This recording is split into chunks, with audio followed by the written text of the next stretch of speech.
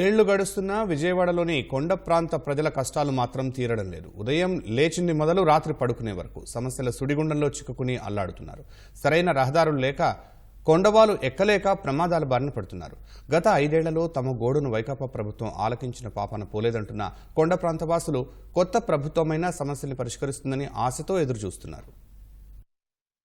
వందల అడుగుల ఎత్తున కొండవాలులో ఇల్లు కట్టుకుని నివసించడం అంత తేలికైన విషయం కాదు. భౌగోళిక పరిస్థితుల రీత్యా విజయవాడలోని పలు డివిజన్లలో 150 నుంచి 250 మెట్లకు పై ఎత్తులో ప్రజలు జీవిస్తున్నారు. వేలల్లో అద్దెలు భరించలేక వేలాది మంది కొండపై ఇళ్లను నిర్మించుకున్నారు. అంత ఎత్తులో ఎప్పుడు ఏ ప్రమాదం జరుగుతుందో తెలియని పరిస్థితి. వర్షాల వేళ ఎక్కడ కొండచర్యలు విరిగి పడతాయో అని నిత్యం భయం గుప్పిట్లో గడపాల్సిన దుస్థితి. వర్షం కురిసినప్పుడు మట్టి, రాళ్లు ఇళ్లపై జారిపడిన ఘటనలు కోకొల్లలు. ఇక తుపాన్లు, భారీ వర్షాల సమయంలో అడుగు తీసి బయట పెట్టాలంటే సాహసమనే చెప్పాలి. కొన్ని ప్రాంతాల్లో మెట్లు లేక పిల్లలు, వృద్ధులు ఇబ్బంది పడుతున్నారు. పైపుల సామర్థ్యం తగ్గిపోవడంతో అరకొరగా నీరందుతోంది. సమస్యలు పరిష్కరించాలని గత ప్రభుత్వానికి ఎన్నిసార్లు వేడుకున్నా ఫలితం కనిపించలేదని స్థానికులు ఆవేదన వ్యక్తం చేస్తున్నారు. కొండ ప్రాంతాల్లో చాలా ఇప్పుడు వర్షాలు వస్తున్నాయి, గోళ్లు కూలిపోతున్నాయి, రేగులు ఎగిరిపోతున్నాయి, చిన్నపిల్లలు ఉన్నారు, అయినా వాళ్ళేం పట్టించుకోవాలి. డాబాలో ఉన్న వాళ్ళు కూడా పాములు తేలు వస్తున్నాయి, ఎక్కడ వస్తున్నాయి, అవి కూడా పట్టించుకోవట్లే. మన సెంటర్కి వెళ్ళేదని నీళ్లు తాగుదామన్నా సెంటర్లో ఒక్క పంపులు కూడా లేదు. కొండపైన నీళ్లు రాకపోతే అందరూ కిందకి రావాలి, కిందకి వస్తే కింద పంపులు లేవు. ఏకైక ఒక వీధిలో ఒక పంపు వేశారు. ఆ పంపుకి కనీసం 10 కుటుంబాలు పట్టాలి, 10 నిమిషాలు వదులుతున్నారు. అదేమంటే నీళ్ళు లేవు, కరెంట్ లేదు, ట్యాంకీ బాగు చేస్తున్నారు, పైపు ఊడిపోయింది, ఇవన్నీ సమాధానం చెప్తున్నారు. ఇది చాలా అన్యాయం. వర్షాలు పడినప్పుడు అండి కొండరాలు పడిపోతున్నాయి, చాలా ఇబ్బందిగా ఉంది. కాలువలు సరిగ్గా లేదు, కాలువలు నిండిపోయి మొత్తం కాలువల చెత్త గిత్త పై నుంచి కింద దాకా అంతా నీళ్ళేనండి, బురద నీళ్ళు.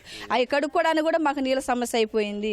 ఇంటి చూసే విపరీతమైన దోమలు, కాళ్ళల్లో పురుగులు, చెత్త ఆగిపోయి చాలా ఇబ్బందిగా ఉందండి. పిల్లలు ఆడతాయనకి వెళ్ళి కింద పడుతున్నారు. పాములే గాని జరిలే గాని అన్ని కిందకి దిగిపోతున్నాయి. కానీ ఇక్కడ మాత్రం చాలా సమస్యలు ఉందండి.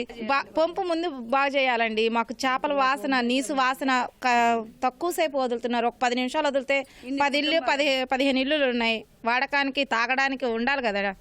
చేపల వాసన వస్తే అవి వాటర్ ఎవరు వాడుకుంటారు? అవి వస్తున్నారు, చూస్తున్నారు, వెళ్ళిపోతున్నారు, వస్తున్నారు, చూస్తున్నారు, వెళ్ళిపోతున్నారు అందరూ. విజయవాడ కొండ ప్రాంత వాసుల ఇళ్ల రిజిస్ట్రేషన్ ప్రక్రియ అపరిష్కృతంగా ఉంది. ప్రభుత్వాలు మారుతున్నా వారి ఇబ్బందులు తీరడం లేదు. గత ఎన్నికల్లో వైకాపా నాయకులు కొండ ప్రాంత నివాసితులకు పట్టాలు ఇచ్చి రిజిస్ట్రేషన్ చేస్తామని హామీ ఇచ్చారు. కొన్ని చోట్ల పట్టాల వరకు పంపిణీ చేసి మమా అనిపించేశారు. వాటిని తీసుకుని రుణం కోసం వెళ్తే రిజిస్ట్రేషన్ ఉంటేనే ఇస్తామని బ్యాంకులు తెగేసి చెబుతున్నాయి. దీంతో పిల్లల పెళ్లిళ్లు, ఇతర అవసరాలకు ఇల్లు తనఖా పెడదామన్నా అవకాశం లేకుండా పోయింది. గత ప్రభుత్వం కల్లబొల్లి కబుర్లు చెప్పి 5 ఏళ్లు కాలం గడిపేసింది కానీ ఇచ్చిన హామీలు నెరవేర్చలేదని స్థానికులు మండిపడుతున్నారు.